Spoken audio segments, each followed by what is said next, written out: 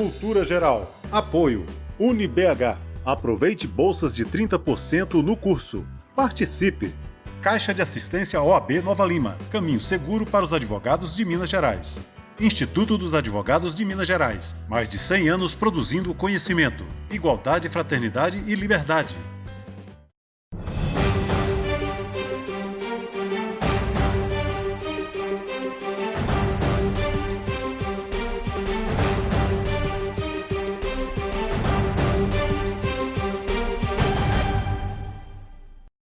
Olá, sejam todos muito bem-vindos ao Cultura Geral. É sempre um prazer fazer o Cultura Geral aqui na TV Banqueta, ao vivo, às vezes gravado, como hoje, mas eu não poderia deixar de trazer, nesse último dia de comemoração de 5 anos do programa, duas personalidades importantíssimas na construção desse projeto. Eu posso falar que são importantíssimas, também posso falar que são fundamentais para que esse programa chegasse até aqui nesses 5 anos, com o corpo que está, porque eu tive bases bacanas, muito interessantes, filosóficas, psicológicas, bases intelectuais e sociológicas, para que eu pudesse fazer um programa com um nível de excelência e de qualidade muito grande. Estou falando aqui do meu grande amigo Lucas Gontijo e do meu grande amigo Fábio Belo. Duas pessoas, dois intelectuais da maior qualidade aqui no Brasil, duas pessoas de um coração muito grande, de uma humildade muito grande, e de um carinho muito grande também. Sejam todos dois muito bem-vindos ao Cultura Geral. Encerro aqui esse mês de comemorações com essas duas personalidades e gostaria de dar as boas-vindas ao meu amigo primeiro, Lucas Gontijo. Seja muito bem-vindo, Lucas. É um prazer te receber e uma satisfação muito grande fazer o discurso. Eu fico até arrepiado, né, falar essas coisas, porque é a pura realidade de ter aqui no Cultura Geral uma referência como você e como o Fábio Belo. Seja muito bem-vindo, meu amigo. Muito obrigado, Edson. É um prazer enorme estar aqui com vocês. Fábio, mais uma vez, você que é quase que coprodutor do programa, porque de tantas pautas que eu peço para você e você me envia, eu não estou precisando de uma pessoa para falar nisso, falar daquilo e tal, então você está sempre me mandando os contatos. É óbvio que sem vocês o programa seria muito mais pobre. Muito obrigado pelo carinho, pela disponibilidade e pela atenção que você sempre deu para a Cultura Geral. Eu que agradeço, né, pelo convite, parabenizo de novo, né, assim, pela iniciativa que você tem de levar o conhecimento, essa transmissão, né, da política, da reflexão crítica, aberta, pública, né, dessa forma que você faz. Fico muito feliz de fazer parte do projeto e hoje particularmente feliz também de estar ao lado aqui do meu mentor, também ídolo, Lucas Gontijo. Quem dera, viu, Fábio? São chapas, amigos. Meu camarada Lucas. Camarada. Lucas, eu acho que a conversa vai ser uma conversa boa e descontraída. Lucas, como é que a gente pode observar a democracia brasileira, as garantias fundamentais, o Estado de Direito e esse movimento que tem acontecido de um pouco mais conservador ou muito conservador, em que o discurso ele se torna mais violento e menos democrático? Ô, Edson, eu vou até entrar nesse tema, mais ou menos levantando a bola para o Fábio, né? Que eu vou, de certa forma, tocar em um assunto que o Fábio Belo tem trabalhado.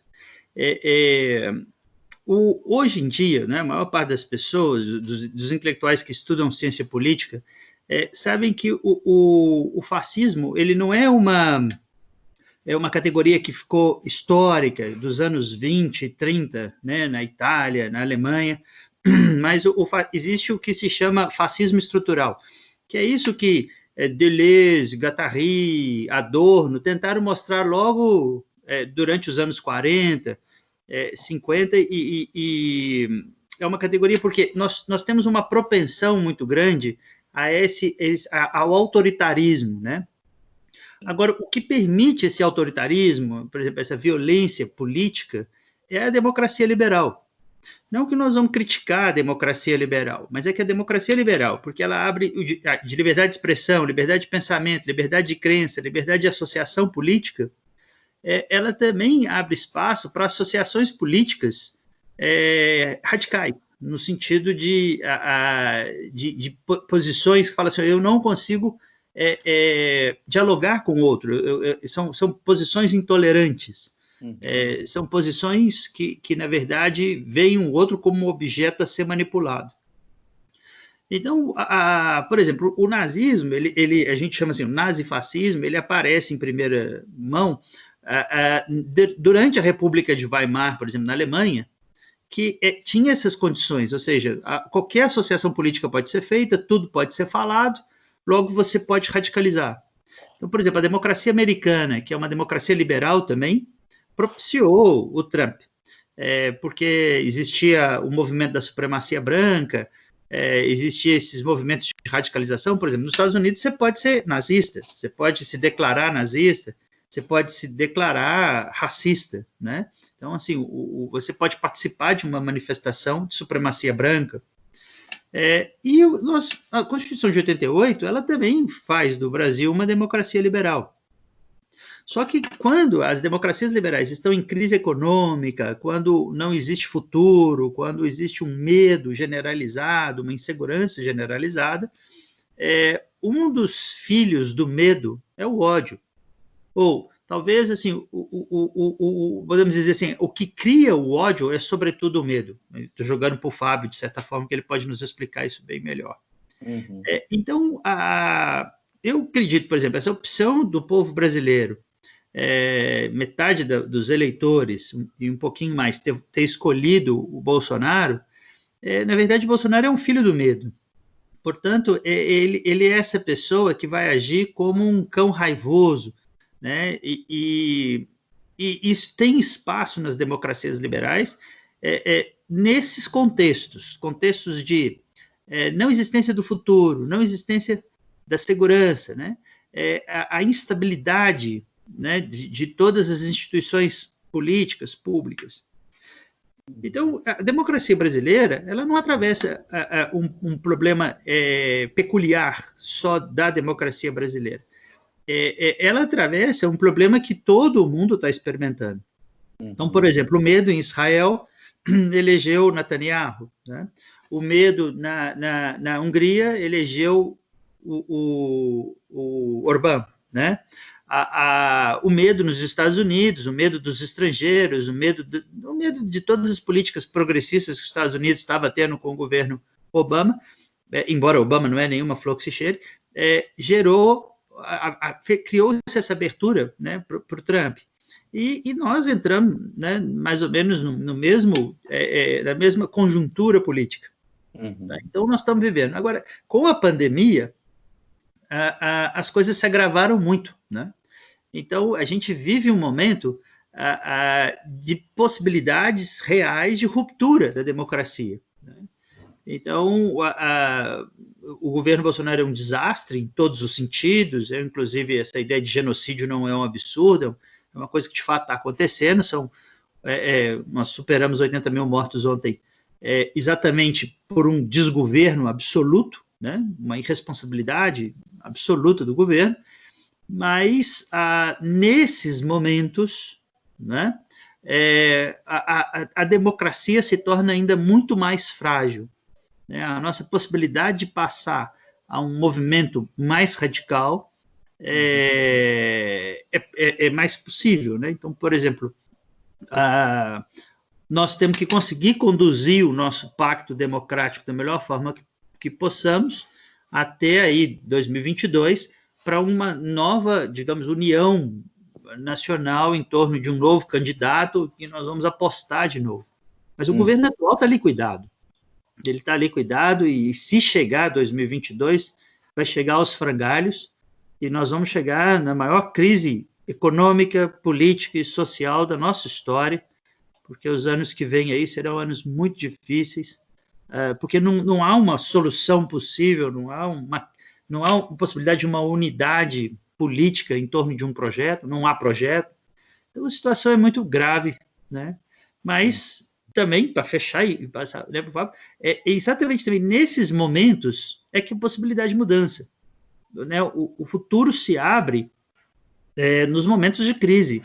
Então, nós estamos dentro digamos assim, de uma situação extremamente difícil, Mas é exatamente dessas situações difíceis de calamidade pública é que nós temos a possibilidade de uma reviravolta e de pactuar um novo futuro, né? Bom, passa a palavra aí, só falei demais já para puxar o assunto. Fábio, a nossa produção intelectual brasileira está pequena, a gente precisa de produzir mais, a gente tem que ter uma formação intelectual mais pujante? Não, a produção em si não, né, Ederson, mas talvez a transmissão, a popularização, a extensão da universidade, né, talvez isso a gente precise mesmo repensar, né, eu acho que o evento das fake news, né, que eu acho que foi muito determinante nas eleições de 2018, o domínio das redes sociais, né, toda essa tática midiática que produziu o antipetismo em particular, né, tudo isso foram sintomas muito visíveis de uma sociedade que não é educada cientificamente, né, tem pouca educação científica, tem pouca educação universitária, o discurso universitário ele circula pouco, ele chega muito pouco, né, às pessoas mais, por assim dizer, fora, né, na margem dessa educação mais formal, escolarizada, universitária. A gente está vendo, por exemplo, a dificuldade que tem de convencer as pessoas a usarem máscara, né? Uma medida muito, muito simples, banal do ponto de vista da lógica científica, né? Mas as pessoas não dão conta de entender essa associação, né? Então, o Lucas tem toda a razão, assim, quando ele fala dessa ruptura democrática, né, Ederson? Porque a democracia ela tem esse paradoxo, né? Se a gente autoriza todos os discursos, ou pelo menos, né, todos os discursos que não se contrapõem diretamente à democracia, a gente autoriza discursos no limiar do discurso antidemocrático, né? Então, você vai eleger um Trump ou um Bolsonaro que, por exemplo, vai defender armamento da população, né? Como um tipo de solução para problemas morais, né? Problemas políticos, enfim. Isso coloca a democracia um pouco no limite. Mais uma vez, eu acho que está em questão, em debate, isso que você coloca, assim, pô, a gente está produzindo conhecimento, a gente já sabe, em todos os estudos que a gente tem, que armar população é uma medida muito equivocada, em todos os sentidos, sentido filosófico e ético, em primeiro lugar, né? Mas também no sentido sociológico, propriamente dito, né? Assim, armar a população não diminui violência, ao contrário, né? Você corre mais risco de violência, mais risco de movimentos fascistas, etc. Mas esse saber sociológico, ele não chega lá, exatamente por conta disso que o Lucas falou, porque tem uma base que mescla ódio e medo, né? Que não permite que esse saber científico, por exemplo, básico, banal, que vai do uso da máscara à trivialidade mais sociológica possível, que é armar a população não vai funcionar, esse saber não funciona, porque você tem uma mescla de ódio e medo que não autoriza o sujeito a pensar no básico, né? Você vê um sujeito, um messias, né, carregando a hóstia consagrada cloroquina, né, ali carregando, erguendo isso, e em nome de né, uma teoria científica absurda, né, sem nenhum sentido científico, na verdade, e as pessoas acreditando nisso, as pessoas acreditam pela fé, né? Então, a questão não é a produção de conhecimento. Nós temos as melhores universidades da América Latina, algumas das melhores do mundo, né? Em termos de produção, em termos de, né, rendimento acadêmico, etc. A questão é a transmissão disso. A gente ainda vive numa bolha terrível, terrível. O Lucas, por que esse conhecimento não tem chegado à periferia? Por que as coisas que são pertinentes à sociedade brasileira, principalmente as pessoas mais pobres, elas não chegam na periferia, essa informação não chega, essa defesa democrática não chega. Por que essa linguagem não chega até as comunidades mais carentes? Bom, Edson, o nosso país ele ainda está superando, por exemplo, a escravidão, né? Então, eu acho que assim, até hoje nós estamos marcados por traços de uma sociedade extremamente estratificada, né? Uma sociedade extremamente assim elitista. E por mais que nós tenhamos progredido, porque assim, o Brasil mudou bastante no século XX e mudou sobretudo no começo do século XXI, nós ainda temos uma sociedade, por exemplo, a universidade, por mais que ela tenha se democratizado aí a partir dos movimentos de inclusão do governo Dilma, né, do governo Lula e Dilma, nós ainda produzimos conhecimento para uma parcela muito pequena da sociedade. A nossa escola fundamental, o nosso estudo fundamental, ele ainda produz, né, trabalhadores braçais com mínimo de conhecimento para servirem à elite brasileira. Então, nós temos um país radicalmente estratificado. E reverter isso, né, é um processo não só educacional, mas é um processo cultural. Então, né, nós temos assim como temos uma cultura de violência, uma cultura segregacionista, nós também temos essa cultura de formar apenas uma pequena parcela da nossa sociedade, né? Então, a gente estava até mudando isso de forma mais radical recentemente, mas assim, nós ainda estamos muito longe de construir uma sociedade democrática naquilo que é o mais importante elemento da democracia, que é o conhecimento comum. Nada é mais comum do que o conhecimento, nada mais é tão importante pertencer a todos, né, do que o conhecimento. Mas a nossa sociedade não vê isso dessa forma. Ela tem o conhecimento ainda como um privilégio de classe. Uhum. Nós formamos algumas classes para estudar e outras classes para não estudar. É uma grande ficção, né, Fábio? O Fábio acompanha esse assunto também, essa ideia de que as classes sociais são formadas por questões econômicas, né? O Pierre Bourdieu mostrou claramente, o G.C. Souza tem repetido isso muito no Brasil, a classe social é formada a partir de um movimento cultural de assim, qual é a sua perspectiva de vida. Então, a classe média brasileira, ela é empurrada para estudar pelos seus pais, né, por todas as cobranças que ela tem em todos os sentidos. E as classes mais pobres brasileiras, ela é empurrada para o trabalho.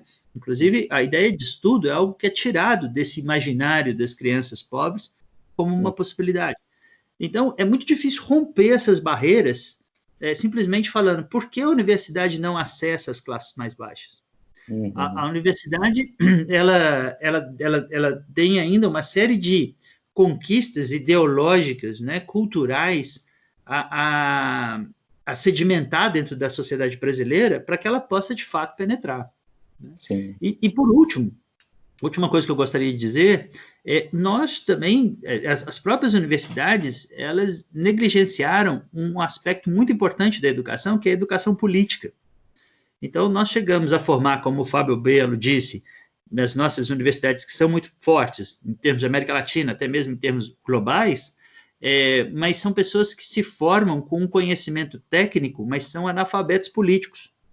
Então, por exemplo, nós podemos formar um engenheiro super sofisticado, como tipo um engenheiro de engenharia atômica, pessoas extremamente qualificadas, né, especialistas em medicina de uma qualificação extraordinária, mas pessoas muito insensíveis sob o ponto de vista político, muito despreparadas para pensar as condições sociais do seu país, ou seja, especialistas que em um aspecto são experts e em um outro aspecto são analfabetos políticos.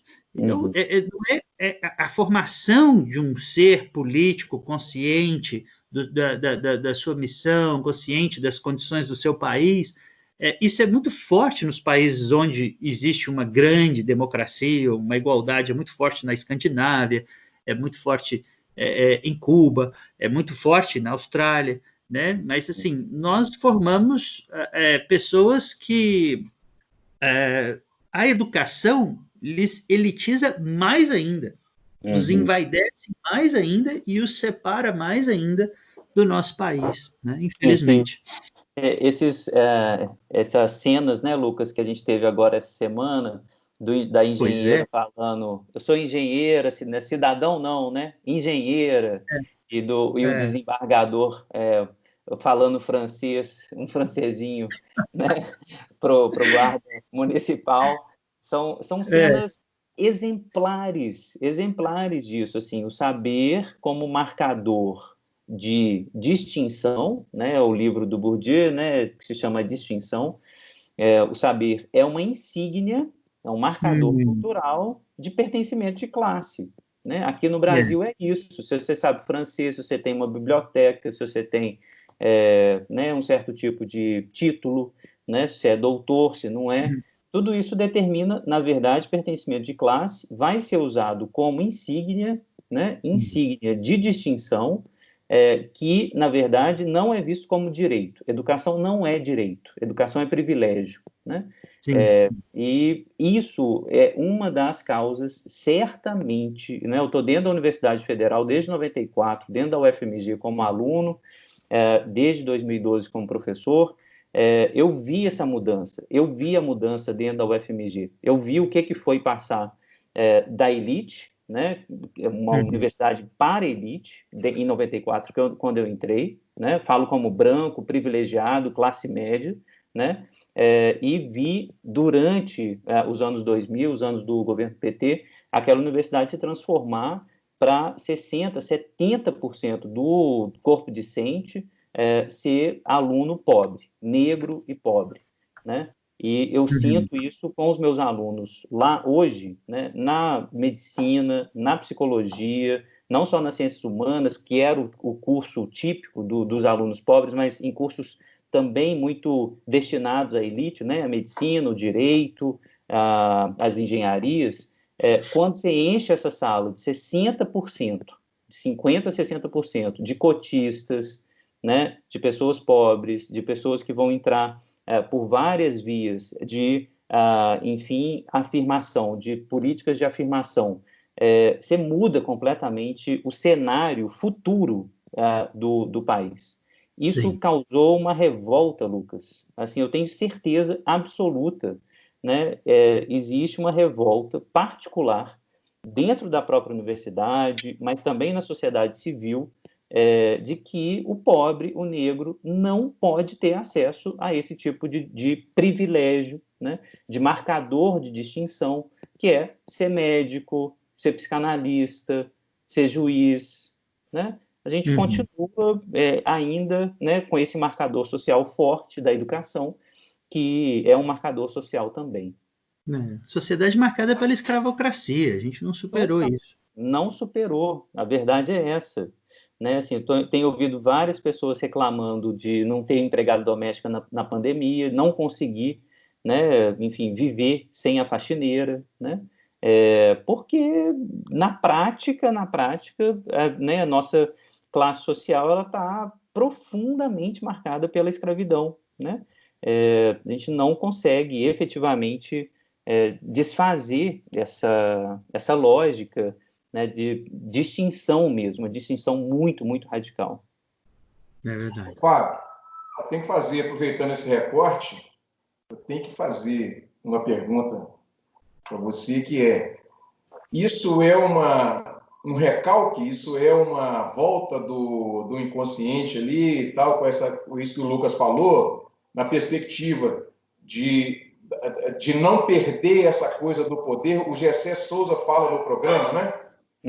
Quando da entrevista com ele fala assim: o negro ele é aquela classe que todo mundo pode pisar, que todo mundo pode matar, que todo mundo pode fazer o que pintar e bordar, né?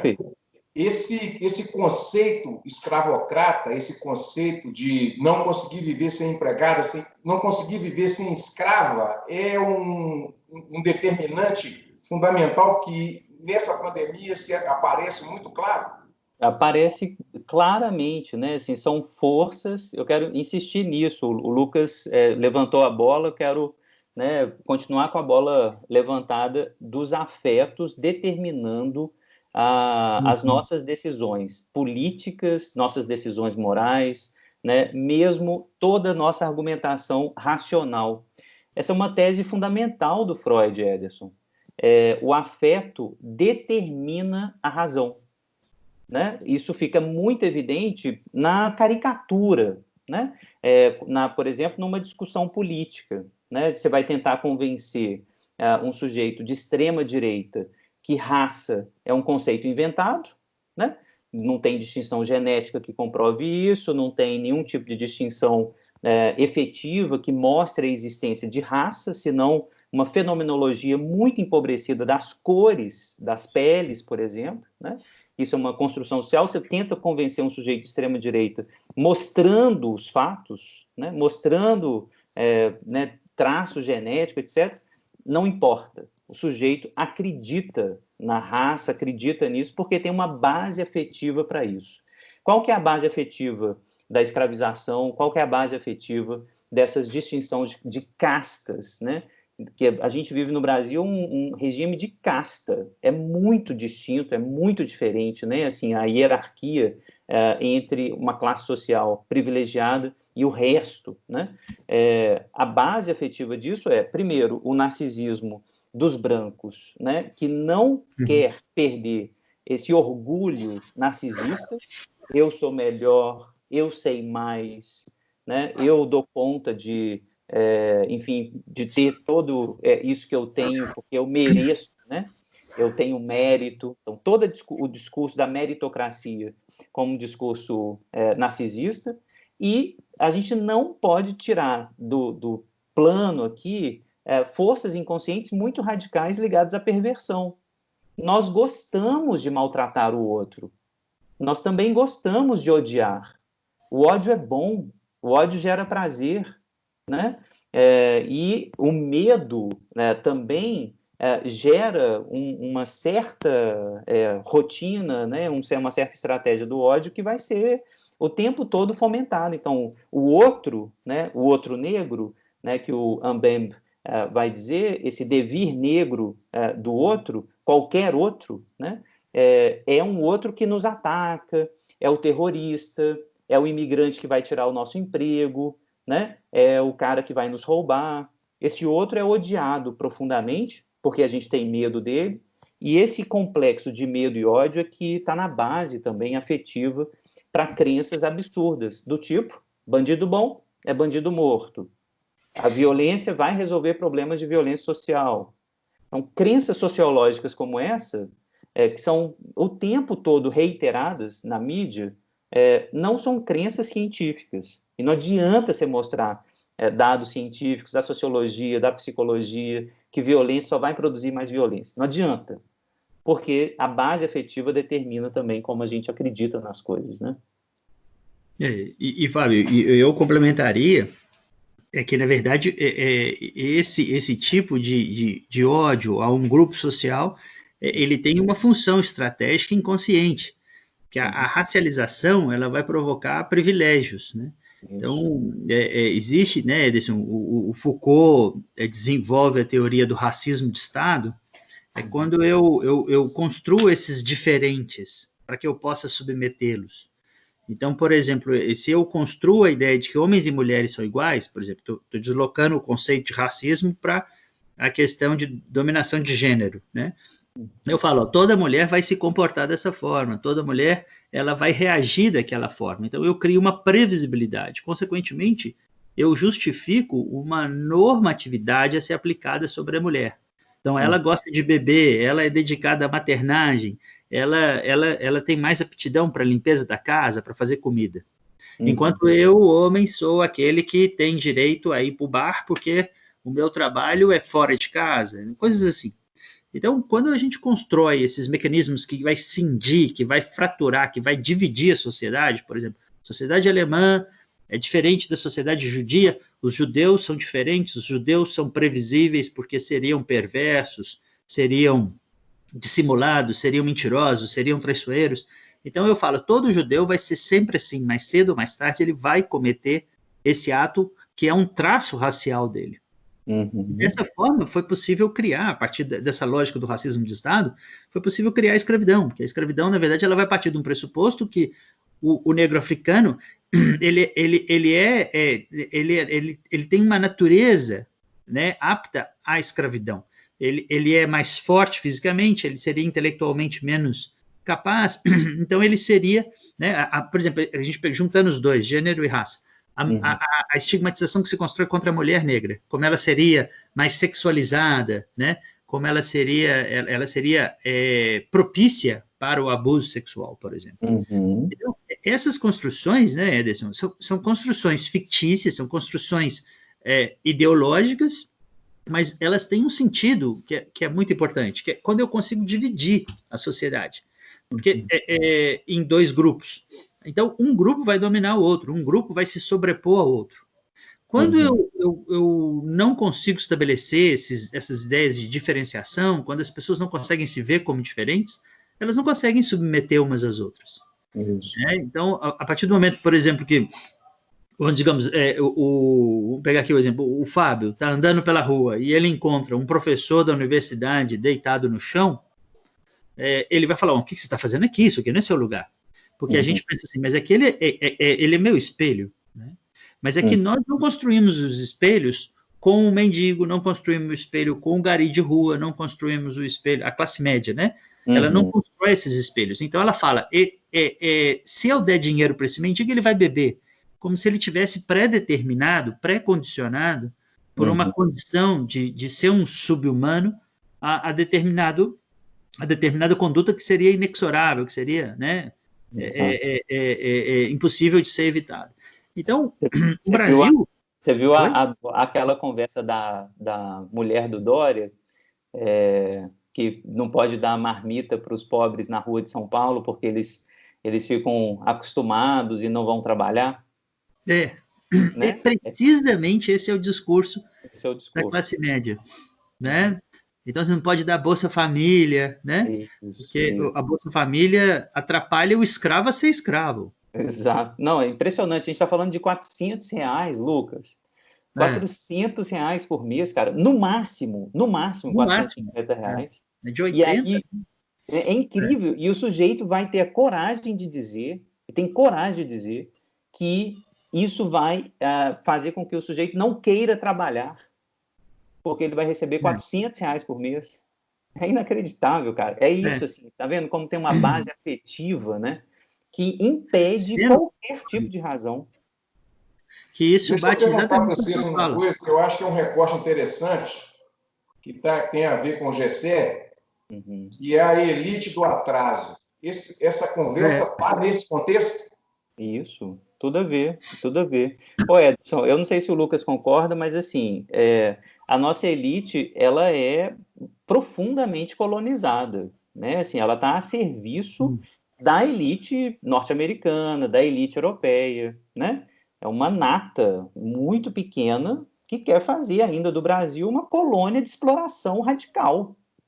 Então, é uma elite do atraso nesse sentido, assim, de que não é uma elite que está afim de ver o Brasil, por exemplo, entrar naquele regime que a Dilma queria, de construir caça e impor um domínio sociopolítico, socioeconômico sobre a América Latina e sobre uma parte, né, dos países africanos também. O Brasil estava rompendo um determinado eixo do poder junto com a Venezuela, junto com o Equador, junto com a Bolívia, né? E o PT estava liderando muito esse tipo de movimento, assim, de tentar fazer com que a gente mudasse o regime, né, macroeconômico do poder político na América Latina e em grande parte da África, onde o Brasil tem também muita influência né, econômica e poder. Quando a elite e cultural também. Imagina Angola, Moçambique, Cabo Verde, né? Vários países, assim, é impressionante a força do Brasil nesses países, na América Latina e na África. A gente tinha isso na mão, né? Caça, submarino atômico, esse era o programa do PT também, de inverter um pouco a polaridade econômica e fazer frente, junto com um bloco econômico forte, a essas violências que os Estados Unidos fazem com a gente. Esse movimento todo, a elite brasileira não suporta. Ela quer ser, né, cachorrinho em Miami. Ela prefere... Porque ela é colonizada. Ela mantém o paradigma da colonialidade. Ela ainda é intermediária da exploração do país aos europeus. Não mudou nada no período colonial. Não mudou. É a mesma coisa. Assim, a gente prefere falar francês e ter essa insígnia de, não, eu tenho uma casa em Paris, eu tenho um apartamento em Paris, eu passo o verão em Paris, do que ficar aqui no Brasil e construir um país que a gente vai ter que nadar e navegar no Tietê. Os caras não querem um Tietê navegável. Não querem. Eles querem asfaltar o Arrudas. Eles não querem um Arrudas navegável, com praia, que dá para navegar. Não querem.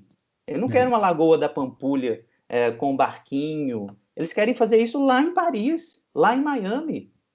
E nunca vão fazer. Nunca. Você detectou isso. Aquilo que aquele desembargador fala para o policial em francês, aquilo não é nem francês. Ele fala um francês elementar desses de quem não fala francês. Aí ele fala, arrotando, vamos dizer assim, o francês que ele não sabe, porque ele não dá aula. Eu ponho a minha mão no fogo, ele não dá aula em Paris de forma alguma.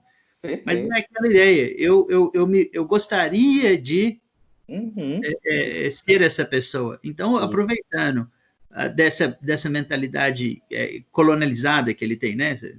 Essa colonialidade impregnada, ele se projeta num imaginário ao qual ele não é e tenta falar isso até para um policial de rua, falando em francês. Aquilo não é que ele especificamente é ridículo, é que as elites brasileiras são ridículas. As elites brasileiras são aquilo ali. Chamar o policial de analfabeto, falar: você sabe ler? Quando ele tira a carteira, ele fala assim: você sabe ler? É muito, tá vendo? É sádico, entendeu? Essa cena é sádica, né? Porque é um sujeitinho que vai sofrer exatamente a mesma coisa se for para os Estados Unidos ou para a França, né? Na elite francesa, vai sofrer a mesma coisa, né? Ele vai ser corrigido com o mesmo sadismo, o mesmo tom de humilhação, né? Então, assim, mas ele quer humilhar. Ele acha que é superior porque é branco, porque é desembargador, né, porque ganha um salário, né, absurdo de uma casta jurídica, né, assim, sem sentido, né? Então, enfim, a gente tem uma sopa, Ederson, que é terrível de desmontar, terrível. Aí, assim, a universidade, né, o Lucas está trabalhando na universidade, eu também. A gente tem uma tarefa de tentar fazer essa transmissão, o saber chegar, e por isso que eu gosto tanto da sua iniciativa, né, de manter o programa no ar, de trabalhar tão pesadamente como você trabalha, porque, assim, uma pessoa que a gente planta a sementinha, coloca a crítica para funcionar, eu acho que é um pouquinho do que a gente conseguiu no governo PT, que foi um governo, né, com vários problemas, mas, assim, um movimento que aconteceu ali, né, de emancipação no sentido de ter acesso ao saber, de ter acesso à condição de possibilidade para a construção do saber, que é o acesso à universidade e às escolas técnicas, que a elite sistematicamente não quer, né? Você vê a dificuldade que a gente teve ontem, Ederson, para aprovar o Fundeb.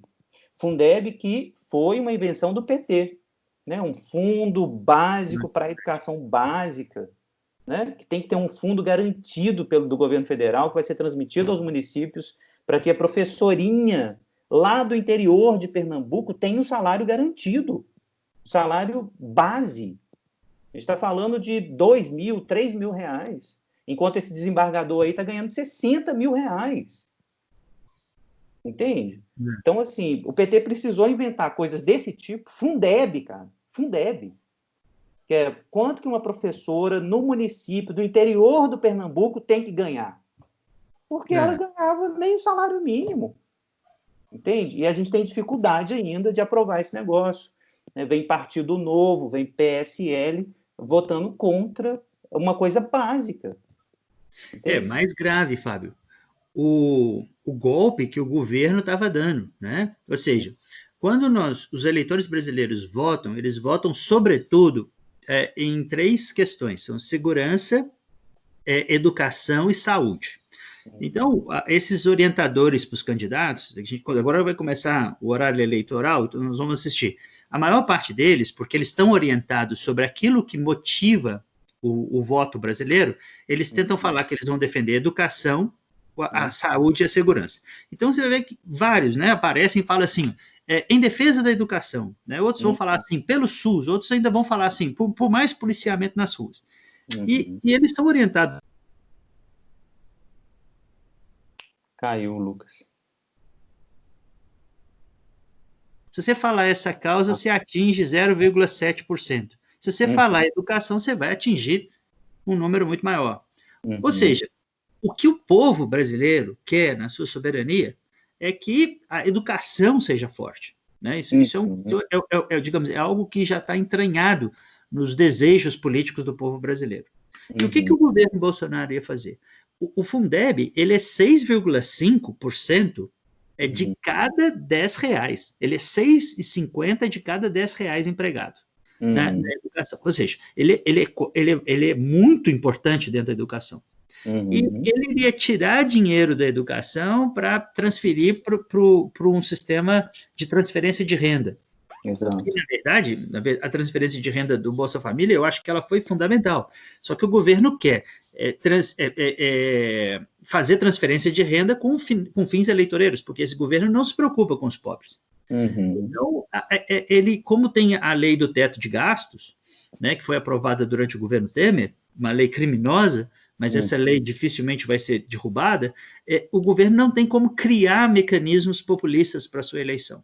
Então, ele queria tirar de dentro da educação para transferir para o projeto que ele tem, que vai chamar Renda Brasil, que ele quer acabar com o Bolsa Família, porque o nome Bolsa Família foi criado pelo PT, quer mudar o nome para Renda Brasil e quer alocar dinheiro da educação nesse sistema, porque esse sistema vai produzir votos, sobretudo em 22. Então, eu diria que isso, inclusive, é um movimento, né, cínico, né, é um movimento político extremamente perverso, porque iria desmoronar o sistema educacional para um projeto eleitoreiro, né, de eleição presidencial. E, graças a Deus, não passou, mas veja o grau de perversidade, né? Veja o grau de descompromisso com a educação, né? Total. Que aparece em todos os lados. Não é só ter 4 ministros que vieram para destruir a educação. É mais grave, né? Eles tentaram, na última hora, puxar o tapete do Fundeb, que é uma das últimas coisas, né, que nós ainda temos para garantir uma educação muito fraca, né, mas minimamente estruturada. Exato. É terrível. O Darcy Ribeiro tem razão, né, Lucas? Assim, não é incompetência, não. É um projeto, né, cara? Destruir a educação é um projeto. Ederson, esse governo, ele tem um projeto de destruição do Brasil. É diferente. Eles agem, né? Por exemplo, o ministro do Meio Ambiente, né, o Salles, é muito claro que a estratégia é você colocar dentro do Ministério do Meio Ambiente alguém que vai servir como um cavalo de Troia ali dentro, para desmontar. Colocar dentro da Secretaria de Direitos Humanos, né, uma mulher que tem todos os traços, né, de violência contra os direitos humanos no nosso país, né, incutido dentro dela. Colocar dentro da educação agora, que a educação no Brasil é uma educação de uma república, é uma educação fundamentalmente laica, né, colocar um pastor. Então, isso é demais. Colocar um pastor. Então, assim, a todo momento, em todos os ministérios estratégicos que pertencem, na verdade, ao povo brasileiro e não ao governo, o governo tem um projeto muito claro, muito, digamos assim, que qualquer pessoa pode compreender, de desmantelamento, né, de desestruturação. Né? Eu diria que esse governo é um governo caracterizado pela perversão, Sem dúvida. em absoluto. Né? É um governo perverso, por definição. Né? Sem dúvida. E, Deixa eu te fazer uma pergunta para vocês estranhamente, dois. Capital, uhum, numa conversa que nós tivemos, eu e o Fábio, o capital ele age globalmente, né, Fábio? Ele não age só em loco, né, só num lugar. Uhum.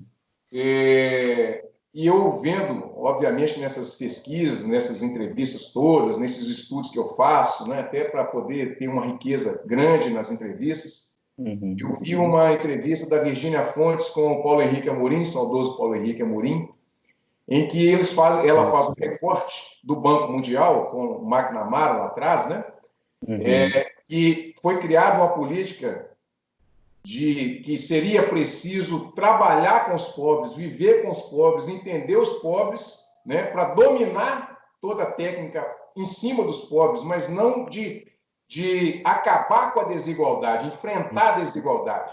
Exato. Essa perversidade toda que a gente está vendo no mundo, o mundo aberto, com esses ataques às universidades, à ciência, à educação, né?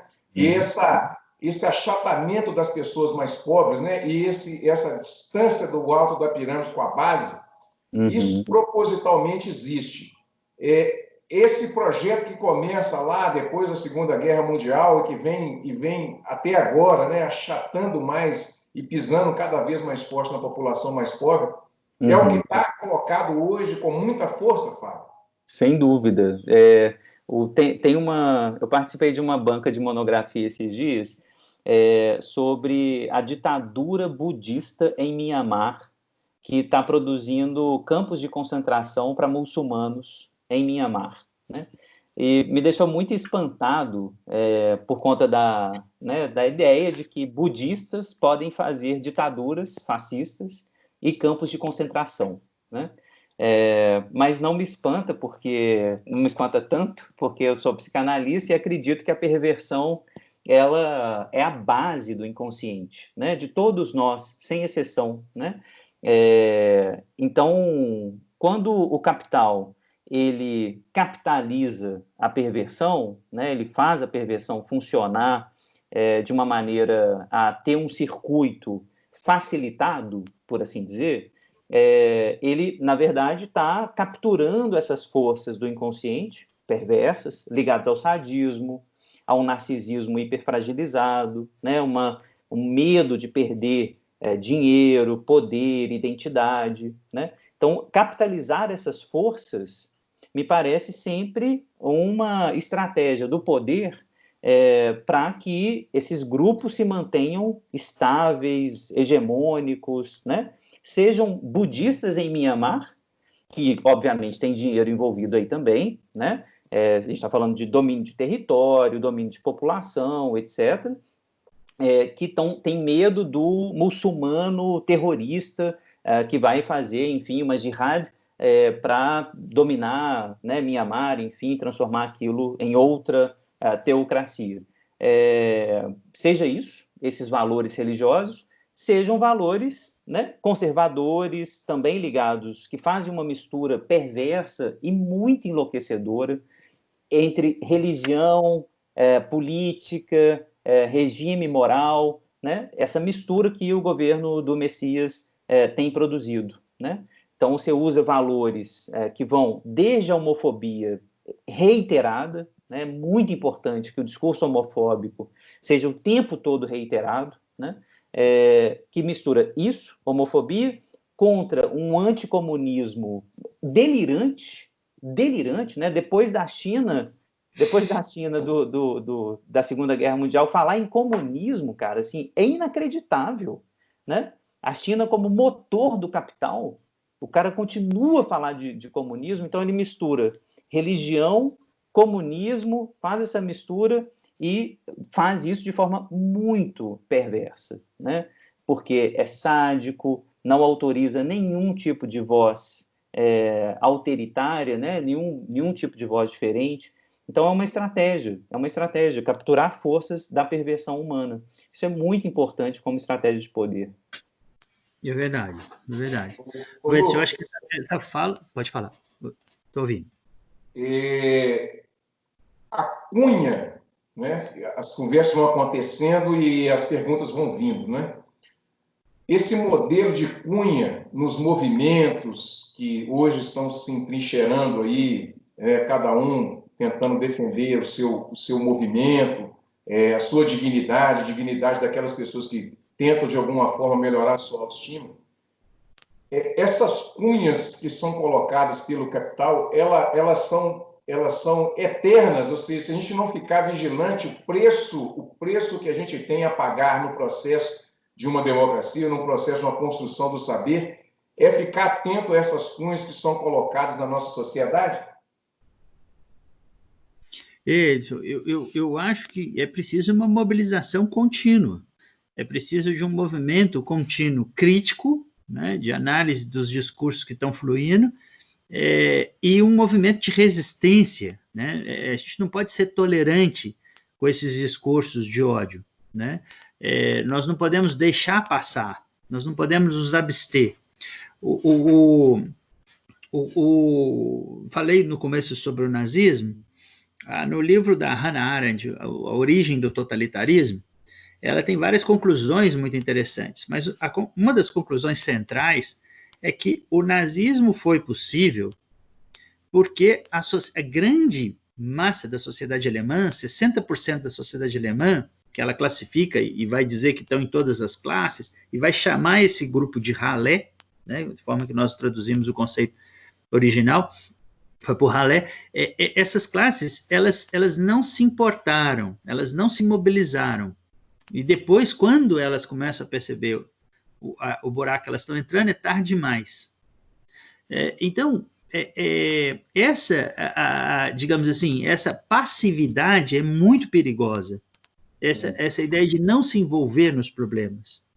Então, por exemplo, isso que o Fábio Belo falou agora, quando o governo fica ativando, né, essa questão de um ódio aos comunistas, como se os comunistas estivessem assim prontos para fazer uma revolução bolchevique e isso fosse iminente, houvesse uma conspiração bolchevique, né, acontecendo no nosso país.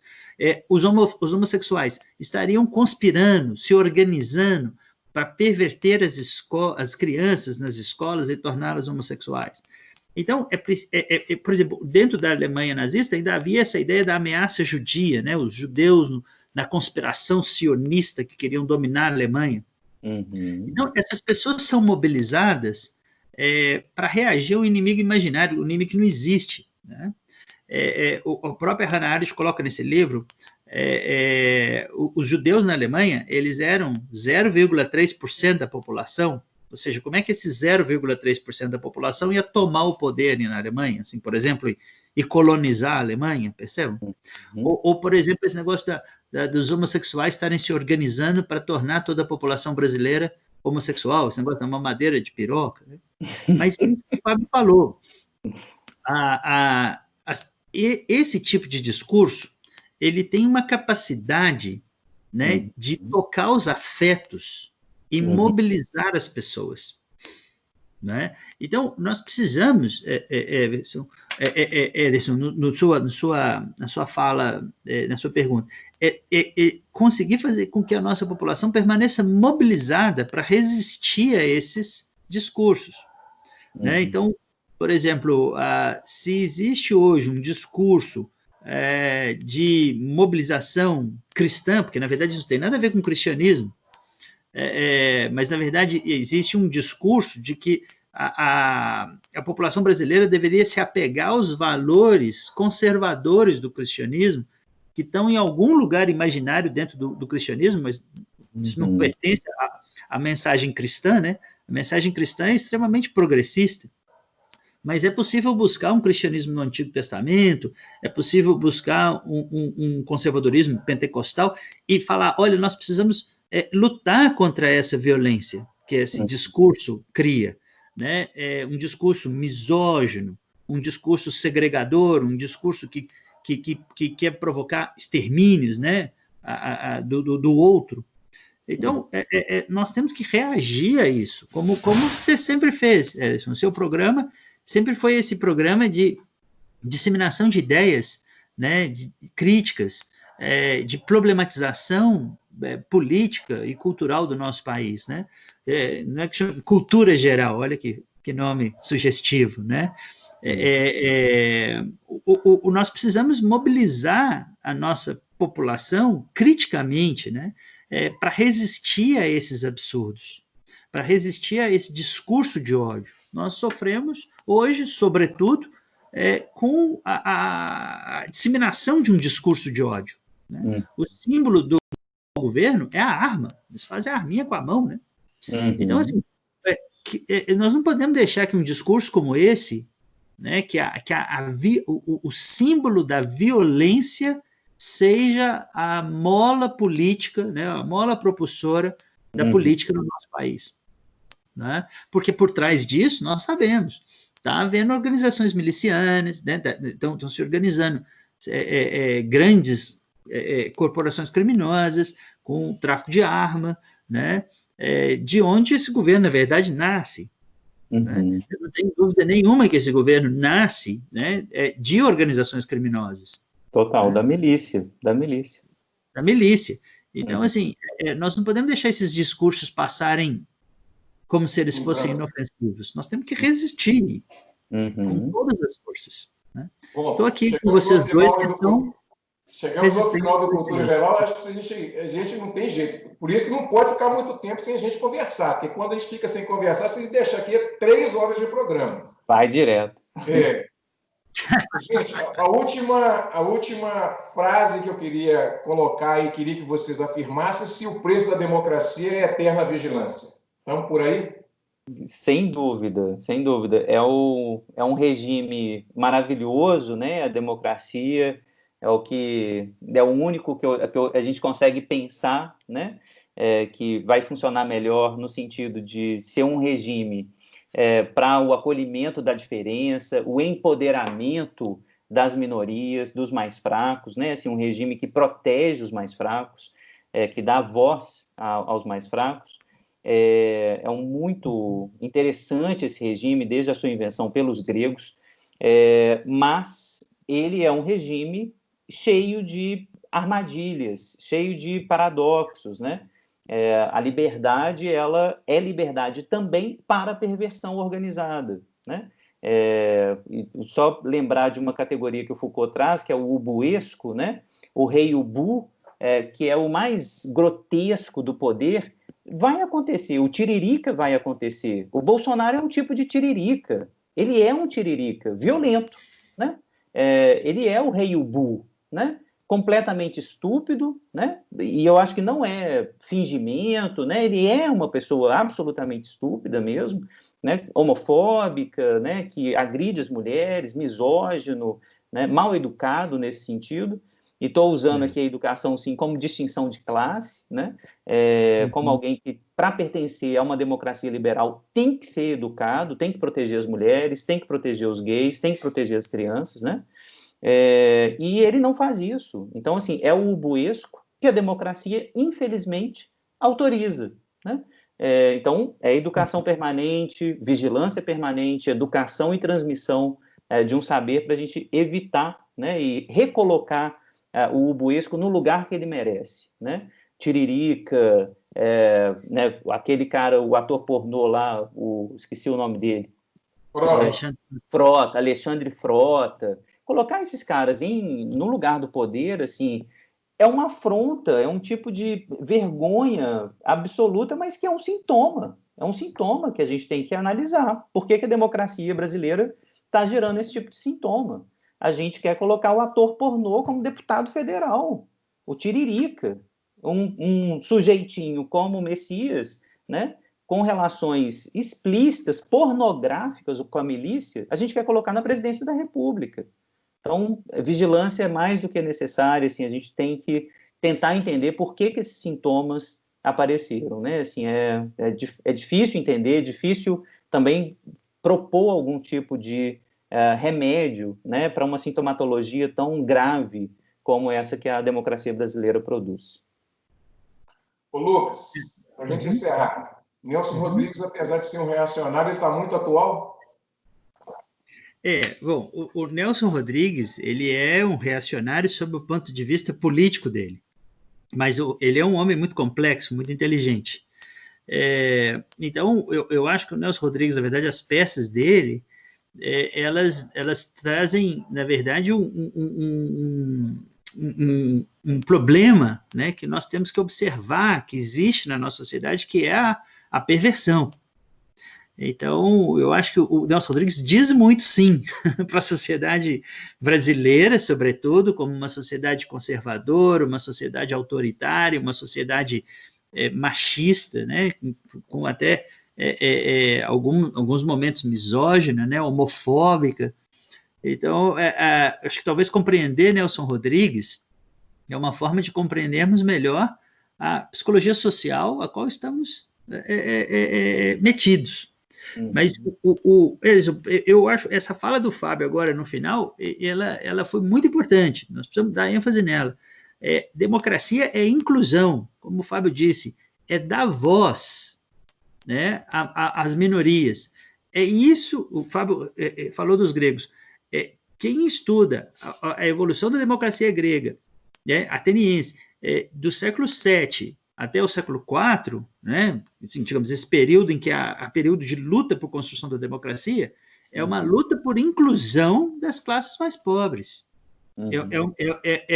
Os eupátridas, né, os nobres gregos, vão gradativamente perdendo a sua hegemonia política, né, e vão tendo que permitir a participação de grupos pobres, de grupos menos privilegiados, que vão, ao longo desses séculos, gradativamente se fazendo ouvir. Então, quando a gente chega no período de Clístenes, que é o apogeu da democracia grega, é o apogeu das classes antes exclusas, né, naquele contexto, presentes, participantes, atuantes dentro da polis, né, dentro do espaço político grego. Então, assim, que continuemos a nossa luta. A democracia é uma luta permanente, é uma luta por inclusão. Democracia se traduz por inclusão e direito à voz daqueles que são minoria, seja qualquer tipo de minoria, né? Perfeito. Então, parabéns, Fábio. Gente, chegamos ao final do programa Cultura Geral, com essas duas pessoas maravilhosas, né? Aqui, se a gente deixar, o programa vai embora, atravessa a tarde toda, atravessa a noite e tudo, porque o raciocínio, a ideia, a construção do pensamento não para. Um grande abraço a todos vocês. Muito obrigado, Fábio. Muito obrigado, Lucas. Foi um prazer receber vocês para encerrar esse mês de comemorações. E tenho certeza que as pessoas que estão vendo esse programa nesse momento estão muito felizes com a qualidade e com o diálogo que foi estabelecido aqui. Um grande abraço e até amanhã. Muito obrigado a vocês dois. Obrigado, um abraço. Um grande abraço. Muito obrigado. Muito obrigado. Abraço, Lucas. Um grande abraço e até amanhã, se Deus quiser, com mais um programa Cultura Geral.